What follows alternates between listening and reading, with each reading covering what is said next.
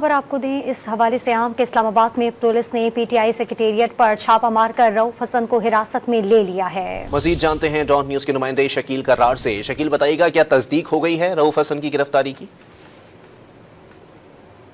अरे तस्दीक नहीं, लेकिन पुलिस ने गिरफ्तार किए हैं और इस मौके पर मौजूद जो थाना मारागला के एसएचओ थे उन्होंने इस बात की तस्दीक की है कि गिरफ्तारी हुई है, लेकिन वो शख्सियत का नाम जो है वो नहीं बता रहे हैं कि रऊफ हसन ही है या कोई और है, लेकिन गिरफ्तारी की तस्दीक उन्होंने की है और अब उनको मुंतकिल कर दिया गया है यहाँ से पीटीआई सेक्रेटेरिएट से। और अब मुझे तफसीलात करने की कोशिश की जा रही है कि ये क्या मुकदमा था, कौन सा मुकदमा था जिसमें उनको गिरफ्तार किया गया। अच्छा शकील, ये बताएगा जिस तरह आपने कहा कि गिरफ्तारी तो अमल में लाई गई है, कौन से थाने मुंतकिल किया गया है, कहाँ मुंतकिल किया है, कि कुछ मालूम हो सका है?